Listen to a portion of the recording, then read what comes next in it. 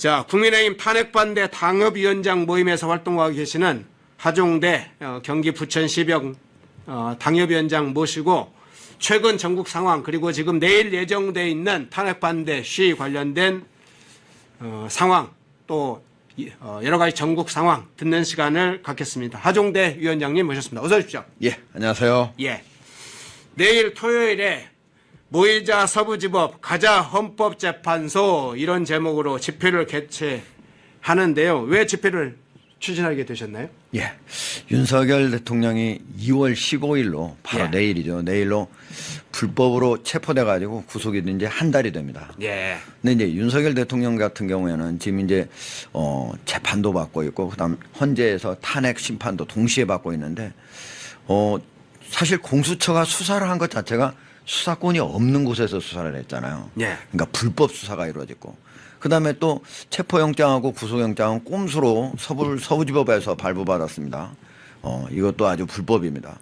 그리고 또 나중에 재판에 회부가 되게 될 때는 이미 구속기간이 만료됐는데 풀어줘야 되는데 풀어주지 않고 바로 구속기소를 했습니다. 이것도 불법 기소입니다. 그러네요. 이렇게 모두 불법으로 연결된다가 헌재에 와서 탄핵 심판을 받을 때 적어도 좀 공정하게 좀 받아서 과연 제대로 심판 결과가 나올까 이렇게 생각을 했는데 이미 헌재는 구성 자체가 편파적으로 돼 있다고 많이 얘기가 논란이 많았었는데 네. 심리도 보니까 그 편파적인 재판관들이 매우 아주 부실하게 소몰이하듯 지금 2개월 동안 8차례 심리만 하고 모두 끝내려고 하는데 이렇게 해가지고 결과가 나왔을 때 과연 국민들이 신뢰하고 납득하겠느냐 이래가지고는 대한민국 큰일 나겠다. 그래서 저희가 집회를 준비하게 된 겁니다. 그렇군요. 네.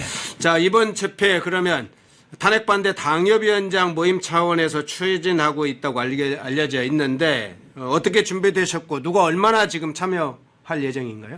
예, 저희가 이제 탄핵 반대 당협위원장 모임에 이제 국민의힘 전체 원외 지구당 위원장이 120명 정도 돼요. 예. 그 중에 80여 명 정도가 참여를 하고 있거든요. 네.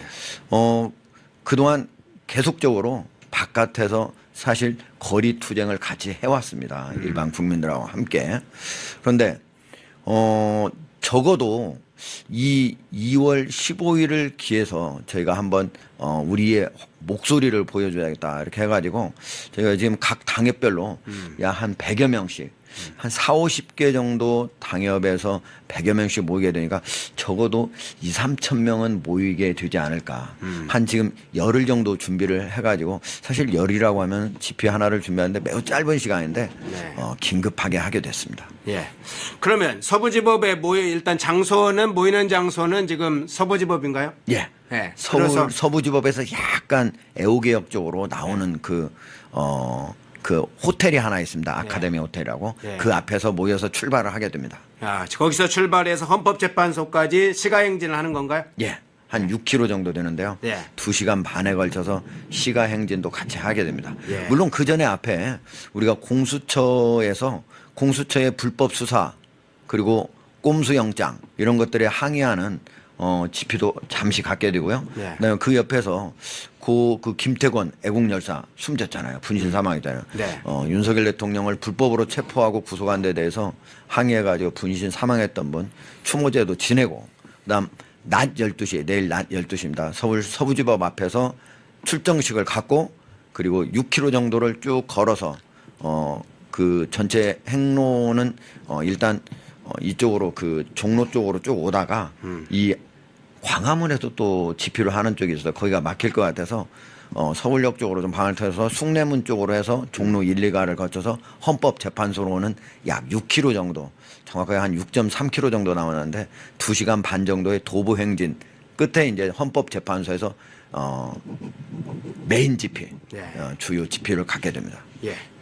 지난번에 이 탄핵반대 당협위원장 모임 그 당협위원장들이 대통령 관저 앞에서 대통령 체포를 막는 활동도 했잖아요. 예. 이번에는 이제 헌법재판소를 규탄하는 그런 이제 집회까지 이행하는데 윤석열 대통령이 탄핵 심판을 지금 진행하고 있는 헌재 뭐 어마어마한 지금 비난 비판 그리고 사퇴 촉구 목소리가 높은데 어떤 문제의식을 가지고 계세요? 이게 이제 탄핵 심판이라고 하는 게 네. 사실 인용이 되든 아니면 기각이든 지금 현재 우리 국민들이 거의 반반으로 나눠져 있는 상태거든요. 네. 그래서 어느 쪽으로 결론이 나더라도 국민들이 수긍이 안 가고 납득이 안 된다면은 크게 사회적 혼란이 야기될 가능성이 있다. 그렇기 때문에 헌재가 이 탄핵 심판을 심리를 진행할 때 매우 공정하고도 투명하게 진행하고 예. 또 충분한 심리가 돼서 각각의 논란이 되는 사실들에 대해서 명확히 어떤 것이 진실인가 이거를 밝혀야 될 의무가 있습니다. 네. 그런데 지금 헌재가 하고 있는 거는 상당히 그런 의문, 그런 우려들을 더욱더 가중시키는 상황이거든요. 일단 먼저 헌재의 구성을 보면요. 지금 화면으로 나오고 있지만 너무 편파적입니다. 저기에 지금 8명의 헌재 재판관 중에 법원에서 좌편향된 특정 사조직 연구위라고 우리법 연구위라고 있었거든요. 네. 그리고 이제 그 후신격으로 국제인권법 연구위가 있었습니다. 네. 근데 거기 그 연구위 출신이 무려 지금 현재는 37.5%, 8명 중에 3명입니다. 그리고 또 이제 마은혁 재판관 지금 후보자를 여기다 넣겠다고 하는데 만약에 그러면 9명 중에 4명이 되게 되는데 그러면은 여기 연구에 법원 내에서 판사들 중에서 여기 연구에 가입된 사람이 5%도 채 안 되는데 9명에서 4명이다. 그러면 44.444%예요. 이거는 너무 편향적인 재판관 구성 아니냐. 그것도 좌편향된 그런 재판관들이 너무 많이 있게 된다. 이것 때문에 헌재 심리가 제대로 잘 되지 않을 가능성이 있다라고 많이 우려를 했는데 실제로 지금 2달 동안 심리를 진행해 보니까 그 우려가 현실로 나타났습니다. 첫 번째 가장 중요한 게요. 지금 이틀 만에 한 번씩 계속 심리를 진행하는데 너무 시간이 짧습니다. 충분한 심리가 될 수가 없습니다. 네. 지금 윤 대통령의 변호인 측이 이 심리를 준비할 시간이 너무 모자랍니다. 네. 답변서 탄핵 소추서를 갖다 주고 그 답변서를 쓰는데 원래 7일 정도 시간을 줘야 되는데 그 시간 제대로 주지를 않습니다. 네. 또 피청구인 즉 윤석열 대통령이 탄핵 심판을 지금 받고 있는 거 아닙니까? 그러면은 윤석열 대통령이 얘기할 수 있는 것도 방어권 행사 차원에서 좀 얘기를 할 수 있게 해줘야 되지 않습니까? 네. 상당 부분 그냥 얘기하려고 하면 바로 더 이상 못하게 합니다. 이것도 가장 큰 문제고요. 그리고 지금 왜 탄핵 심판에 윤석열 대통령이 오게 됐습니까? 내란죄 아니겠습니까? 그런데 탄핵 심판에서 내란죄는 지금 빼버렸습니다. 네. 지금 속칭 우리가 일본 말이긴 하지만 안고 없는 찐빵이다. 바로 그런 상태가 된 겁니다. 그리고 원래 형사소송법이 개정이 돼가지고요. 검찰에서 그 만들어진 피의자 신문 조서가요. 네. 당사자가 만약에 동의하지 않으면 또는 공범이 있을 경우는 공범이 동의하지 않으면은 증거 자료로 채택을 할 수가 없게 되어 있습니다. 네. 그런데 그런 절차도 거치지 않고 지금 헌법재판소는 자기 자신들의 규칙, 과거의 형사소송법에 기초한 그런 규칙이 있다고 하면서 그냥 그거를 바로 증거 자료로 채택을 했습니다. 이 진짜 이 모든 것들이 왜 이렇게 소몰이 하듯 소가 가려고 소다 빨리 뛸 수 없지 않습니까? 네. 근데 소를 마치 말처럼 몰려고 하면 갈 수 있겠습니까? 지금 그런 식으로 재판을 진행하고 있는데 과연 이런 상태로 진행을 해가지고 국민이 납득할 만한 결과가 나올 것인지 국민들은 상당히 우려의 시선으로 보고 있습니다. 아, 그렇군요. 자, 지금 내일 추진하고 있는 그 집회 국민의힘 탄핵 반대 당협위원장 모임에서 추진하는데 향후에 또 계획을 또 가지고 계신가요? 투쟁 방향에 관한 것이나? 우리는 지금 예. 모든 총력을 예. 탄핵 반대와 그리고 헌법재판소에서 정말 합리적이고 이성적이고 국민 누구나 수긍할 수 있는 그런 결과가 나올 수 있도록 그렇다고 한다면 무조건 탄핵이 기각돼야 된다고 저는 봅니다. 예. 이게 헌법에 있는 재판관을 했던 분들 그리고 또 많은 법조인들이 이게 대통령이 헌법이나 법률을 위반해야 탄핵이 되는 거거든요. 그런데 대통령이 법률을 위반했는가는 내란죄인데 그건 빼버렸잖아요. 네네. 그럼 헌법을 위반했는가만 지금 나왔는데 헌법을 위반했다고 하는 것이 그냥 위반했다 해서 바로 탄핵이 되는 게 아닙니다. 많은 분들이 4가지 기준을 얘기를 하고 있거든요.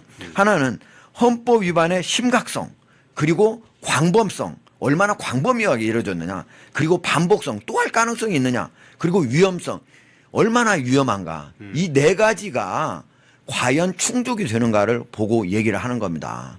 그렇기 때문에 그냥 단순히 자그마한 거 하나 가지고 이거 헌법 위반했네? 그럼 바로 대통령직에서도 파면하겠어. 대통령직에서 파면하는 거는요, 그 자기 자신이 개인적으로 그 직위에서 떠나는 거, 이런 개인적인 영향에서 끝나는 게 아닙니다. 예. 우리나라의 운명을 좌우할 수 있습니다. 대한민국의 정치 지형을 완전히 바꿀 수 있습니다. 그런 중요한 대한민국 자유민주주의가 어떻게 되느냐, 이게 바꿔질 수 있는 겁니다. 이렇게 중요한 문제를 아주 짧은 시간 안에 충분한 심리도 없이 그렇게 이루어진다면 어떻게 되겠습니까?